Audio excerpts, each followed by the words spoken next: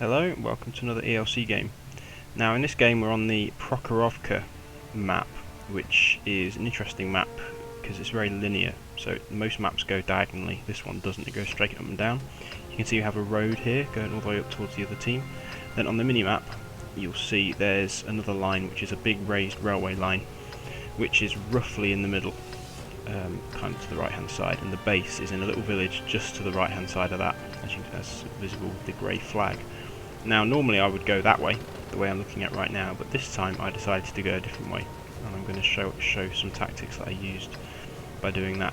So tier 5 in a tier 6 game, so this is pretty good matchmaking for an ELC, because ELCs, like all scout tanks, get treated as a medium tank a tier higher, so a tier 5 light tank gets treated as a tier 6 medium tank, so I regularly see tier 8 heavies. In this case it's just lots of tier 6 heavies. 5-a-side heavies, we've got slightly more mediums than them, they've got slightly more tank destroyers than us. We've got more light tanks, they've got less light tanks, but you know, it kind of roughly balances out. Now I'm following all the heavies, because all the heavies are going this way, heading towards that big hill in the distance, which you can see, which is not bad tactics. The T-67 is heading up there now, followed by the M8, which are both pretty good, decent tank destroyers. So what I'm going to do is I'm going to head over this way to attempt to give them something to shoot at, so they can sit on the hill and they can shoot at people on the far side. It's not that easy to spot at a distance from up there, so this is kind of my aim-ish. I mean, obviously I'm driving around in circles, because ELC you do not drive in a straight line, because you're just asking to get blown up if you do that. So I'm now heading this way. They're doing alright, they're getting up the hill, so they're almost in position. The tank destroyers already are, just waiting for the heavies to catch up with them. So now I'm driving through the village, around the base, which is on my left, and we're going to see if we can spot some people. So we spotted him, spotted a whole load who've just shown up on the mini-map, and I'm now going to turn around before they shoot me. Oh dear. Oh man, this is bad. Yeah, they're shooting at me and missing because I'm a difficult target, which is pretty much my entire tactic at this point. Quick handbrake turn to turn around, and then we head back again. 1-all kills so far, although they've lost a heavy and we've lost a light. We've lost another light. They've just lost another heavy, and I'm heading back to do some more spotting, and then immediately turning back round because I'm going to get shot at again. The other advantage of this though is if their heavies are shooting at me, they're not shooting at our heavies, who can then shoot at them. So that's the other half of this tactic. It's not just providing spots, it's also providing distraction, because in this kind of game it's generally the heavies that are going to win it, so we need to keep them alive.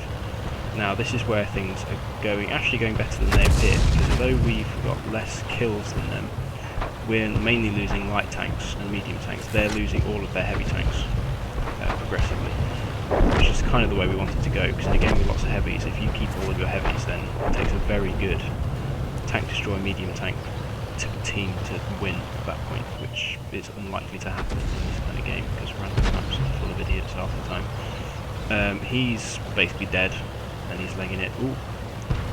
What was that? Going near him. So let's go this way. Just as he dies, good. Now we're winning. They've lost all of their heavies.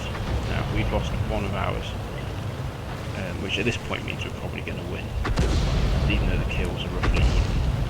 I'd have difficulty seeing us losing at this point.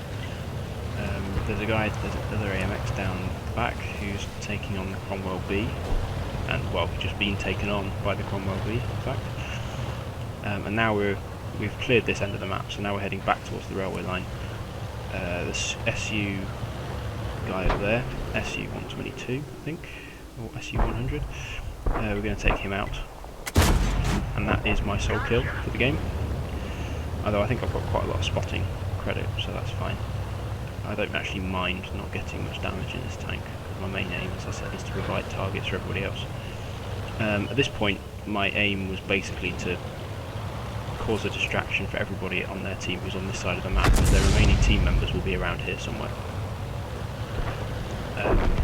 So there's an Electo, nice little target. I'll see what I can do to him. So we advance, try and provide a bit of a target, and then we narrow to hit him, and he absolutely nails us one-hit kill. I was surprised by that. In fact, I think the Electo was probably using one of his howitzers, either the 25-pounder or the other one, because his 6-pound gun should not have got a one-hit kill unless he detonated my ammo rack, which is possible, but that looked like one of his heavy guns to me, which is annoying because it means now I've got to watch. However, he's not going to survive anyway. You know, it's an Electo against half a dozen, well, 4 heavy tanks. So yeah, no. As you can see, he puts up a good fight. To be fair to him, he does a pretty good effort. But yeah, so now he's hiding behind a rock, which is a perfectly reasonable thing to do. KV-1S is heading over to take him out. First shot misses because it's a Russian gun. Russian guns are rubbish. Electo hits him back, and then he just rams the Electo and takes it out. That was brutal. And now we're just hunting the last artillery.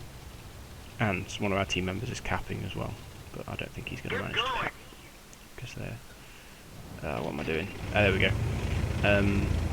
Yeah, their artillery is around here somewhere. So we just need to spot him and take him out. So KV is struggling up the hill. Grass decides to appear. And then... there he is. Found him. And a couple of hits and he's dead. Although he gets a good hit on the KB-85 before he goes down. And that is the end of the game.